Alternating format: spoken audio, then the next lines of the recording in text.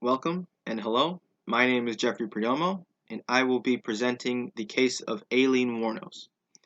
Uh, I picked her because she is regarded as America's first female serial killer.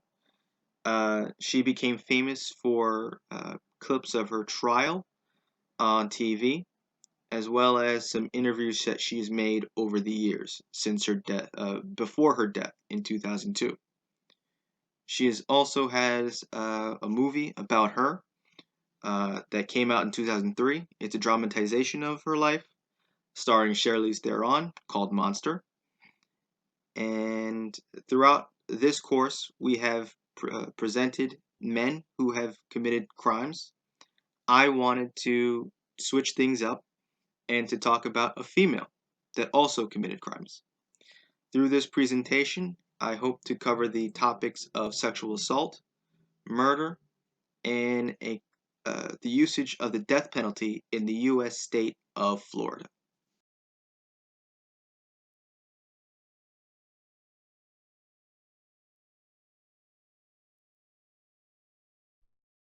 She was born on February 29th in Rochester, Michigan.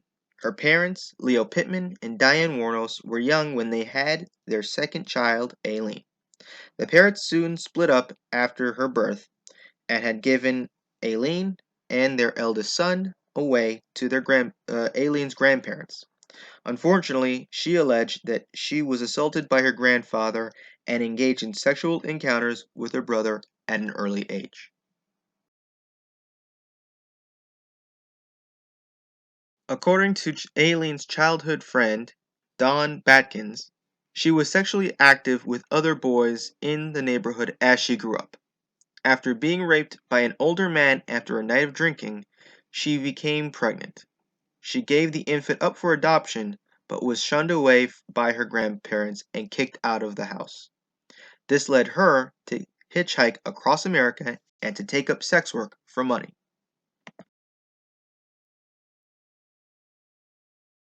Throughout the 70s and 80s, she committed several offenses in multiple states.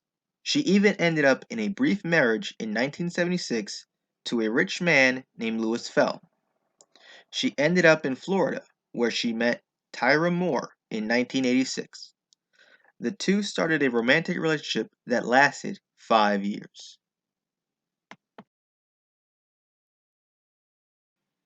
Between November 1989 and June of 1990, men were coming up missing and later found dead. 6 were found with gunshot wounds. Richard Mallory was the first to be found.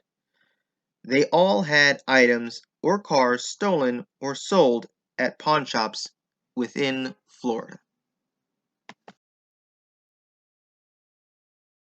In July of 1990, a car accident occurred that involved 2 women. A person close by wanted to call police as a way to help, but the 2 women refused. The woman called anyway, and the police found this report and a description of the 2 women at the scene. They also discovered that the car belonged to one of the 7 men that wound up missing in Florida. They eventually tracked the missing items that also belonged to the 6 other men back to pawn shops in Florida that were also frequented by both Aileen and Tyra.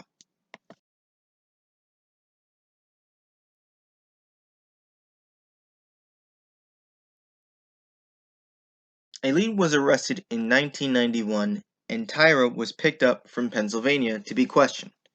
Investigators made a deal with Tyra that if she were able to get Aileen to confess to the murders, Tyra would not be charged. At first, Aileen was denying that she had anything to do with the murders, but later confessed after talking with Tyra. Aileen never admitted to the death of the last missing persons, Peter Symes, and the investigators could not charge her for his death without his body.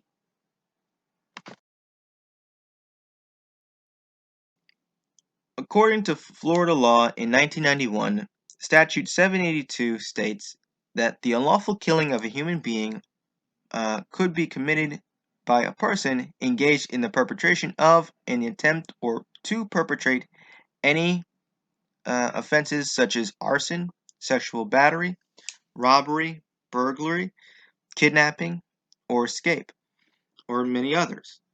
Because of her robbery of the men in question, this fits the definition of murder.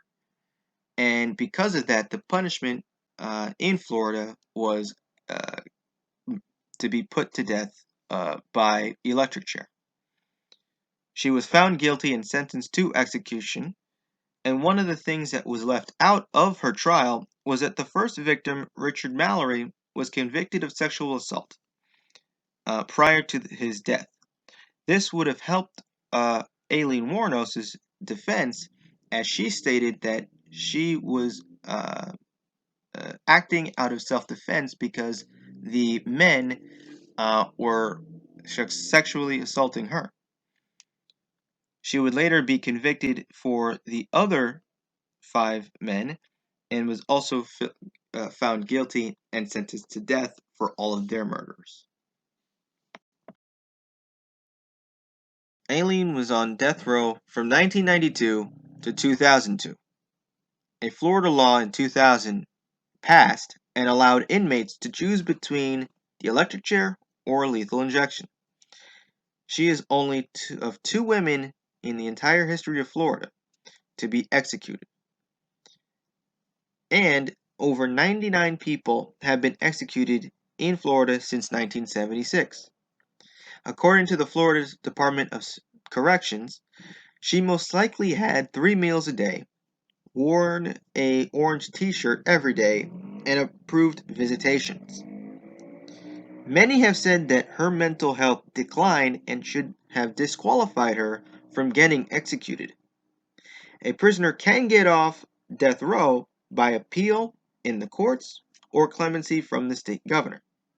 Jeb Bush, governor of the state at the time, gave her a psych evaluation that determined her fit for the death penalty. Aileen in some ways was like Raskolnikov in the novel Crime and Punishment. Both wanted to get back at people who wronged them. For Aileen, her transgressions may have been pent-up anger at her grandfather, men who have assaulted her growing up, and the system at large. Her case study also reveals the faults in the Florida Penal Code because it never elicited remorse in order for her to rehabilitate herself. According to Nietzsche, he believed that punishment may have been able to tame man, but it does not make him better. The mental health described by those who saw her over the last few years of her life may have claimed that she was not better behind bars in death row. As I end this presentation, I hope that I was able to inform you of all the topics that were covered and also the case itself. A few questions that I gathered for your consideration. Would anything have changed if she was a man or African American or younger? Would she have still gotten the death penalty if she was someone else? Uh, is it okay for Hollywood to glorify her actions through media, such as the dramatization of her life in the movie Monster? And also, should she have been put to death? Should there be any reconsiderations? Considering that the death penalty is not allowed for those with declining mental health, could there be changes in the future? I leave you with one of her last quotes. "I'm leaving, I'm glad, thanks a lot, a society, for railroading my ass." Uh, thank you for your attention, and have a good day.